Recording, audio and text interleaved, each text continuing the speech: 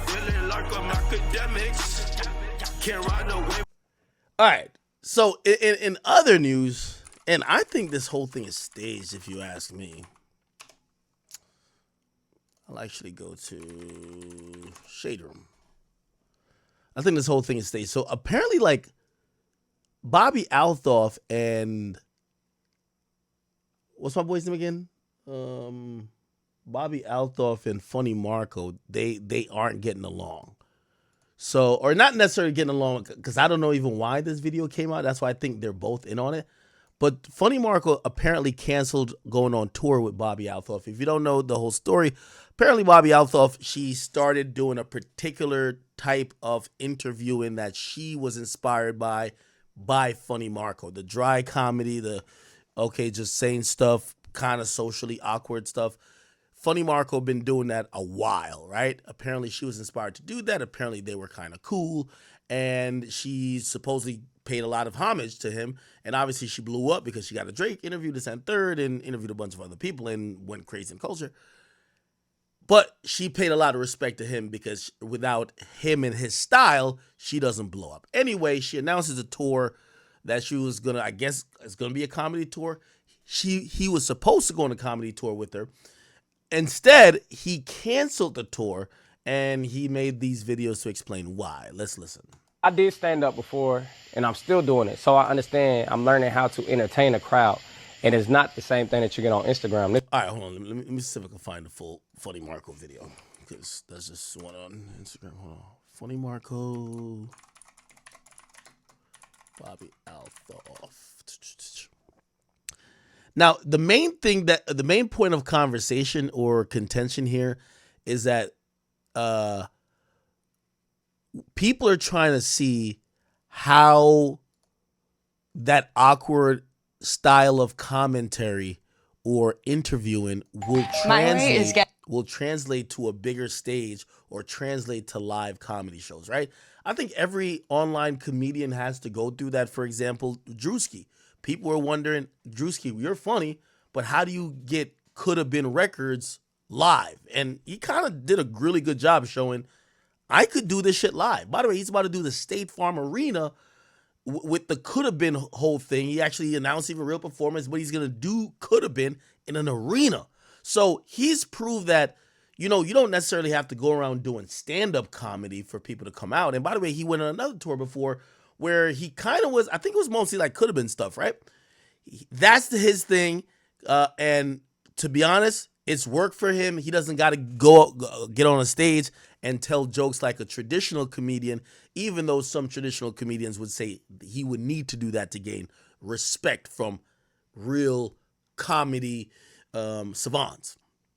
Anyway, Funny Marco, he's a comedian, right? And I think Bobbi Althoff wants to be in that lane of being a comedian as well, or I think she calls herself a comedian. So she announces a tour. Now, the difference between them and Drewski is that Drewski is doing the same bit that already works online. He's just doing it in person. They're trying to do regular comedy. Now, we don't know if they could do regular comedy. I know I've spoken to Funny Marco like offline about it to be like, yo, are you working on comedy sets? Like, and what he told me is like, yo, basically like he's hitting the gym for comedy. He's like, no, I'm working out material. Like what you see in terms of these awkward interviews, cool, but I want to be a comedian that could hold down a stage. That matters to me, right? Anyway, I think that's where their source of disgruntledness between them comes in, because Bobbi Althoff kind of wants to do what she got famous for, but he wants to do stand-up comedy. Let me get to the explanation. Here we go. And then you got to keep going. Here we go. Watch out the fitness trainer. If you are somebody an athlete, start posting your highlight tapes. You feel me? You know what I'm saying? Like if you're a rapper, make sure you go out and do shows, like promote it. Like, you know what I'm saying? Start doing shows for 3 to 4 or 5 people. Show your journey. If you got a car you don't want, show the type of car that you drive. Don't be hot. Don't be afraid to share your journey. A lot of people be trying to just feel like this shit is just like overnight, and it's not. And you just got to really believe in God and believe in you and then go forward. You feel me? So I want you guys to know that. That's very, very important. Okay, let's get to it. I just feel like I go with faith. Well, this is gonna be like a waterfall. Okay. Whatever you want me to say. Kids, I want you. You know, I feel like relationship is very, very important. You're doing nothing wrong. I can't, but I just don't agree with it. I can feel it, and I feel like Bobby would do it and use your platform and then go about your day because it's about like a relationship. A relationship is very, very important.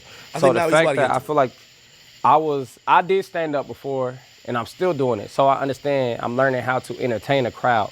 And it's not the same thing that you get on Instagram. This is real life where people are going to look and they want the energy and they want the feeling. And so again, it's exactly what I'm saying. It's the age-old conversation of you might blow up, like some of these guys blow up doing like for example, DC Young Fly blew up doing roast videos, but he's turned into a stand-up comedian, right? Like DC Young Fly does stand-up. Desi Banks does stand-up. You might see them do skits, but they do stand-up, right? And it's like a different art. And I guess like this is comedy, the awkward interview style, but it's like, I don't know if you could just be awkward on stage and just get laughs without it being conversational, right? Like some people are conversational funny or they're reactionary funny, but a stand-up is one versus however many people in the crowd. So he's talking about how they have a different style, and that's why he's not going to tour. And I feel like Bobby was stiff a little bit. You know what I'm saying? And I'm like, hey, man, let's really, really work on this. Like, and I paid script writers, like, let's really get him a show. And where she told me, that's not me. Bobby was like, my comedy is me not talking a lot. And I'm like, shit, this is different. Like, you could do that on the podcast, but in real life, this is different. So her comedy was different from what she said, from what she wanted to bring to the show, which I can respect. You know what I'm saying? It's not nothing about me getting mad. I'm not saying you're doing nothing wrong. I can't, but I just don't agree with it. I can feel like I don't agree with it. You feel me? The same way she probably don't agree with what I do. So you're not wrong for how you feel. But again, when people pay them tickets. Oh, mark your calendars this summer.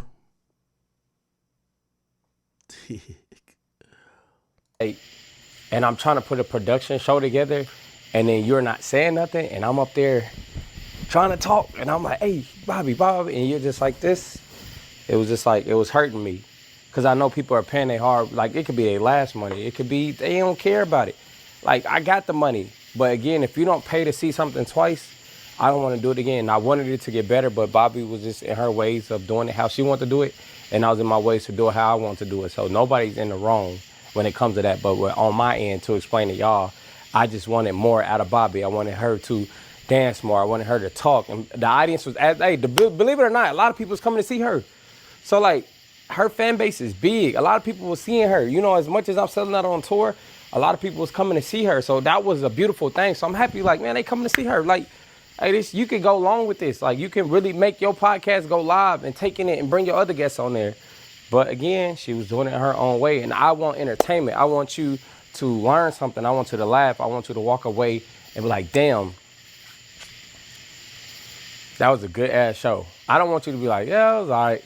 Because like I said, when people just think about money, that's what hurt their career. So it's a lot of times I had to turn down a lot of money because I just feel like it just wasn't good for my brand. Or it just wouldn't be, I wouldn't take it as serious, you know? And I don't want to play with nobody's money. Like, I'm not the person that do that. And I feel like the world just feel like everything's about money and they play with people's money and they want it. But again, it's just about, if you get it once, how can you get it again? Can you get it the same way you got it the first time? So understand that everything's not about money. Like, money is a reward. So once you tap in with yourself and you realize this is power and this is power, like your brain, your mouth, and your actions. Those are the three powers. Your brain, your mouth, and your actions. That's what's gonna bring you the money. But people don't want to use the brain. I want y'all to learn about Marco. I want to go by. Okay, so essentially he says her style of comedy is different for his. She didn't want to adjust, and he feels guilty if he's giving a half-ass show to people who are coming out for a good comedy show. Doesn't matter if the show, if they're selling a lot of tickets or not. He wants to do a good show. Now, this is where we get Bobbi Althoff, who then responds to Funny Marco. She responded on her Instagram story. She actually deleted it, so I got to find it on here. Let's see. Where's her response? All right, here it is. Recording. All right, Marco. I guess this is how we're doing this now. I saw your. Okay, yeah, she has this weird edit style as well. Let me see. Where can I find her video? Okay. Maybe find it here. A lot of people's coming to see her. So when you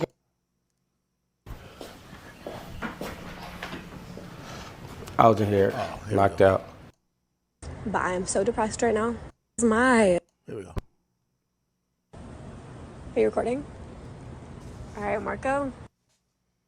I guess this is how we're doing this now.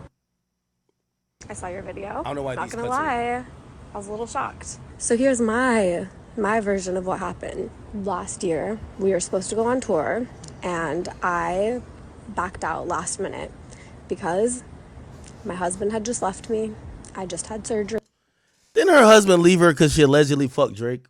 Or she sucked that nigga off or some shit like that? And I was super nervous going into this because I was not prepared. And I text Marco and I said, Marco, I'm so sorry to do this, but I am so depressed right now. I literally want to myself. He doesn't reply to me. And then he unfollows me.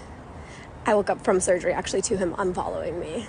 And not only that, in the coming weeks, he would go on multiple podcasts and talk about how much he didn't fuck with my style of humor. Fast forward some time, I'm in Vegas doing an interview. And he bumps into me, and I'm like, oh, hey, stranger. He's like, let's go on tour again. I'm like, all right, fine, let's do it. During this tour, I'm trying my best. Every time I'm telling him, like, Marco, he's like, you need to do this, you need to do that. And I'm like, Marco, I'm trying my best, but, like, it's hard for me to get out of my comfort zone of, like, I have social anxiety, like, debilitating social anxiety. That's why this whole thing of me, it's not fully a character. I actually am socially awkward. I'm socially awkward. It's embarrassing. I don't want to be, so I lean into it. And I am doing my best on calling him. Doesn't answer me. I'm like, okay, congratulations on the baby. Doesn't answer me. He just won't answer me. But then he's tagging me in posts of Taylor Swift dancing and being like, that's Bobby. And I'm like, okay, at least we're still cool. Fast forward to today, and I get tagged in a video of Marco standing by a pool talking to everybody about why he canceled the tour. It's gonna be funny. It's gonna be great. I love Bobby to death. Bobby's a Okay, so she basically said she's going on her own tour. Here's my thing.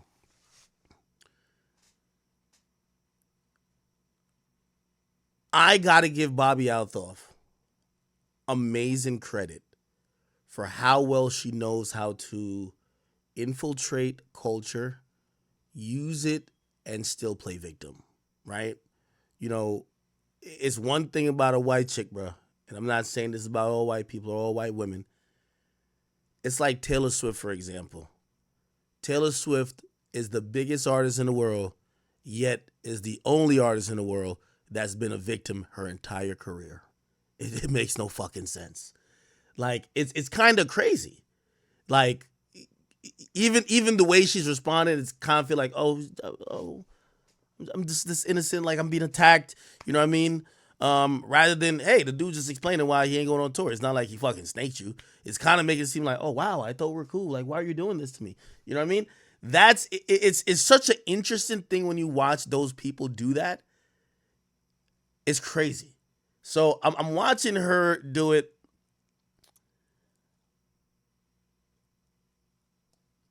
I can't even blame her for half of the shit she's been able to get over, because let's keep it real, man.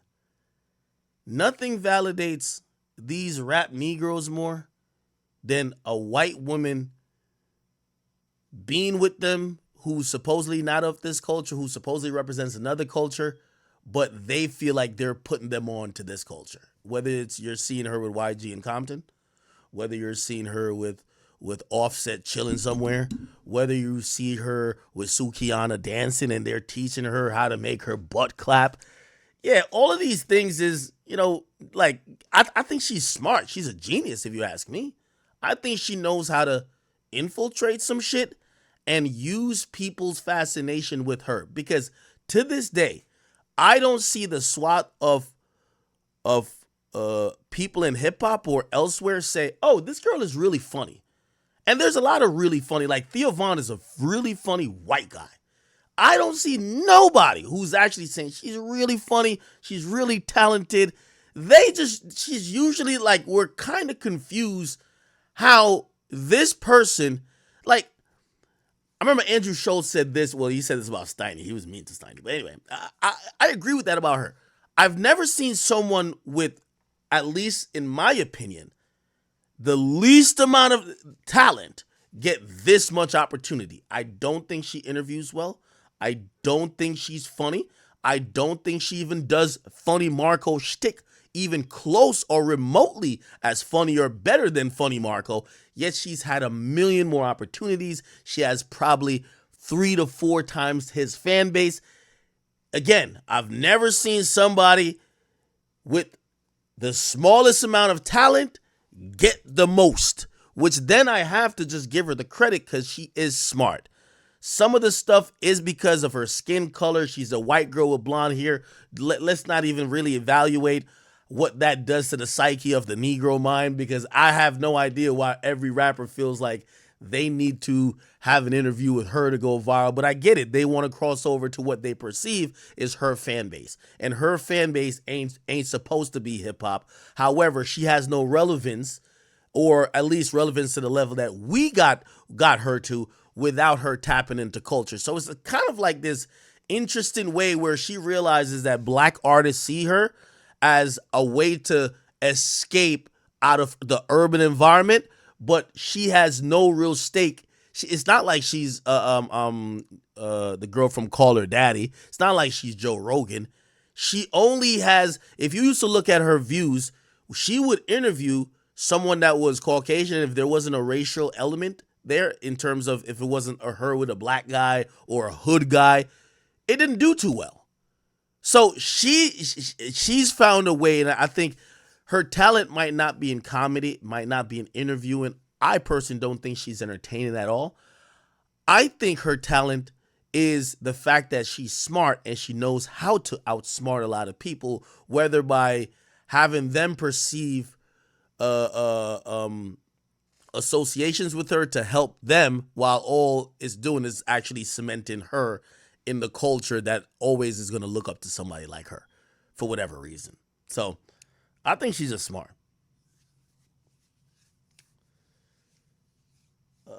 Respect Jay Prince. Oh, Kai is